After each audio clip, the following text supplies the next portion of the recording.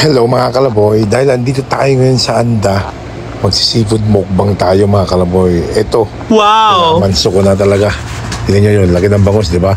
Ang tatamis nito mga kalaboy, kasi fresh na fresh. Kumbaga yan, ito ang gilit bulik, pero ang tamis niya. Ang sarap, fresh na fresh ang bulik talaga. Kasi yung bulik, bagong huli. Tapos niluto lang namin sa tubig at asin. Konting tubig, yan, at asin. Ang sarap niya. O yan o, mapadaming kain ng kalaboy.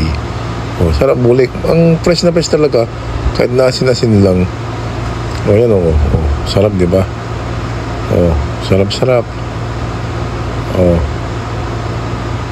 Namin na kain. Driver's mode tayo. O yan o, sili red chili. Sarap diba? Yan, okay na okay. Medyo nakarami naman si kalaboy, pero nakatik na ako ng losartan dyan, di ba? Matik yan, syempre. Naparami sa bulik, kasi ang tamis. Fresh na fresh, kalaboy. Yan, di ba? Yan, sarap niya yung bulik.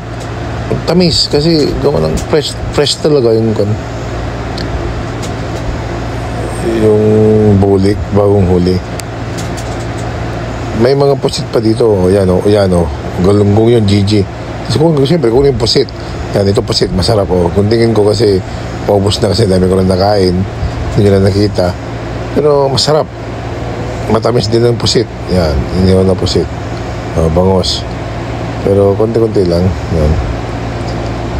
Hindi na ako kumakain ng kanin kasi naparami na ako sa sa pusit. Tanggalin yung plastic. Sili. Di ba? Sarap ng sili. Ayan, bulik na naman. Nakarami ako dyan, promise. Sarap na sarap tong bulik kasi bagong huli lang daw. Niluto lang namin ng asin, konti. Sarap na. Ayan, sisip ko pa. Matamis siya. Ayan. Di ba? Sarap. Ayan. Sarap ng pusit. Sili, di ba? Naparami yan. Sarap. Matamis talaga mga kalaboy. Tignan nyo. Pero mura lang ang bulik dyan. Ang per kilo nila ay 120. Ayan, hindi na ako nakabili kasi wala tayong paglagyan. Siyempre, drivers lang tayo. Tsaka yung sakyanan ni Wigo, sa sakyanan ni Tirita. Kaya yun mga kalaboy. Ayan, may sibuyas pa. Pantanggal ng umay. Bulik na talaga. Ilang piraso na yung nakain kong bulik. Na malit na pasayan ba yan? Ayan mga kalaboy. Busog na si kalaboy. Ayan. Bulik na naman. Aba.